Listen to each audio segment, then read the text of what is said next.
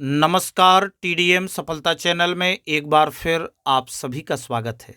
आज के इस वीडियो में समग्र शिक्षा ब्रिज कोर्स 2025-26 में आप गणित विद्यार्थी कार्यपुस्तिका कक्षा 9th समग्र शिक्षा अभियान सेकेंडरी एजुकेशन लोक शिक्षण स्कूल शिक्षा विभाग मध्य प्रदेश। तो इस विद्यार्थी कार्यपुस्तिका में आज आप इसके ज्यामितीय ठोसों का परिचय करेंगे, जो कि आपका 12वां चैप्टर होगा, ज्यामितीय ठोसों का परिचय। तो इसके ज्यामितीय ठोसों के परिचय में आप देखेंगे, यहाँ पर आप देख रहे हैं कि ज्यामितीय ठोसों का परिचय कार्यपत्रक 1 घन एवं घनाभ की उनकी विमाओं के आधार पर पहचान करें। तो सबसे पहले हम ये जानेंगे कि घन क्या होता है और घनाभ क्या होता है। फिर हम उनकी विमाओं के आधार पर पहचान करेंगे कि कौन सी आकृति घन है और कौन सी आकृति घनाभ है। यहाँ पर हमें वस्तुओं के नाम दिए गए हैं, लंबाई सेंटीमीटर में, चौड़ाई सेंटीमीटर में और ऊंचाई सेंटीमीटर में, और आकृति घन ऑब्लिक घनाभ, यानी हमें वस्तुओं के नाम दिए हैं और हमें माप दी गई है। इसके आधार पर हम बता सकते हैं कि यह आकृति घन की है या घनाभ की है। तो हम किस प्रकार से उत्तर देंगे, देखते हैं। तो हम देखते हैं कि पहले प्रश्न में घन और घनाभ की विमाओं के आधार पर पहचान करना है। तो पहचान करने के लिए सबसे पहले हमें ये जाने कि घन क्या होता है और घनाभ क्या होता है। तो देखें आप, जिसकी सभी भुजाएं बराबर या समान हों वो क्या कहलाता है, घन कहलाता है। और घनाभ क्या है, जिसकी सभी भुजाएं बराबर ना हों वो कौन होता है, घनाभ होता है। तो अब हम स्वतः आसानी से बता सकते हैं। जैसे पहले वस्तु का नाम है चौक का डिब्बा, यानी चौक जो डिब्बा है वह आपकी लंबाई 5 है, चौड़ाई 5 है और ऊंचाई 5 है, यानी इसकी तीनों माप समान है। तो हम बता देंगे कि यह क्या है, एक घन है। इसके बाद दूसरा है मिठाई का डिब्बा। तो मिठाई के डिब्बे की लंबाई 7 सेंटीमीटर, चौड़ाई 6 सेंटीमीटर, ऊंचाई 4 सेंटीमीटर, यानी इसकी तीनों माप अलग अलग हैं। तो हम बता देंगे कि ये क्या है, घनाभ। इसके बाद पासा, पासे की 2 लंबाई, 2 चौड़ाई, 2 ऊंचाई, तो हम कह देंगे कि इसकी समान लंबाई है, अर्थात यह घन है। और माचिस की डिब्बी 1 लंबाई है, 2 चौड़ाई है, 3 ऊंचाई है, तो यह कौन सी आकृति हो गई, घनाभ की आकृति हो गई। तो इस प्रकार से आप इस पहले प्रश्न के अभ्यास को करेंगे। अब आगे हम कार्यपत्रक 2 में देखते हैं कि निम्नलिखित कथन सत्य है या असत्य बताएं। तो देखते हैं कि एक घनाभ की सभी भुजाओं की लंबाइयां आपस में समान होती हैं। अभी अभी हमने देखा है कि जो घनाभ होता है उसकी लंबाइयां समान या बराबर नहीं होती हैं। तो यह कथन कैसा है, असत्य है। इसके बाद एक घन या घनाभ में कुल फलकों की संख्या 8 होती है, यह असत्य कथन है। इसमें 8 फलक नहीं होते हैं, 6 फलक होते हैं। प्रत्येक फलक के 8 शीर्ष होते हैं, यह भी असत्य कथन है। इसके बाद किसी घन की विकर्ण की लंबाई उसकी प्रत्येक भुजा के बराबर होती है, तो यह भी असत्य कथन है, क्योंकि किसी घन की विकर्ण की लंबाई उसकी भुजा के बराबर नहीं होती है। और घनाभ के सभी फलक आयताकार होते हैं, यह सत्य कथन है, क्योंकि घनाभ जो होता है वह आयत के आकार का होता है, जबकि घन वर्ग के आकार का होता है। क्यों? क्योंकि जो वर्ग होता है वह वर्ग के आकार का घन होता है, क्योंकि वर्ग की सभी भुजाएं समान होती हैं। तो वह यानी वर्ग घन होता है और आपका जो घनाभ होता है वह आयत के आकार का होता है।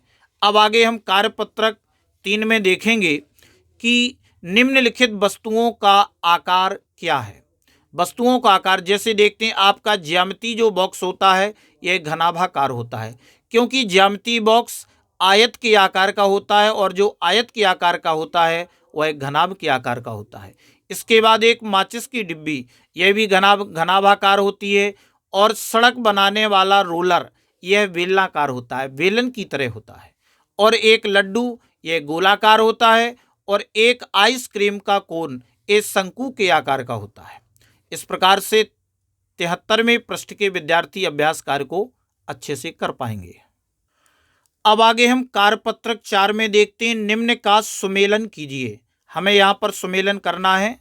तो यहाँ पर आप देख रहे हैं हमें क्रमांक दिए हैं 1 से 5 तक, और आगे हमें ज्यामिति ठोस, ये शंकु, बेलन, घनाभ, गोला और घन, और इसके बाद है ठोस का आकार, यानी ये ठोस बने हुए लिखे हुए हैं और ये उनका आकार है। अब हमें इनका सुमेलन करना है, यानी कि सबसे पहले हमें बताना है क्रमांक 1 में जो शंकु है, तो इसमें आकृतियों में शंकु कौन बना हुआ है, तो हम स्पष्टता कह देंगे कि ये आपका कौन है, ये आपका शंकु है। पहले क्रमांक में जो बना हुआ है यह आपका शंकु है। इसके बाद बेलन, तो बेलन में आप देखते हैं कि दूसरे नंबर पर जो बेलन है, बेलन के आकार की जो आकृति है वो आपकी ए आकार है, यानी ये आपका बेलन हो गया।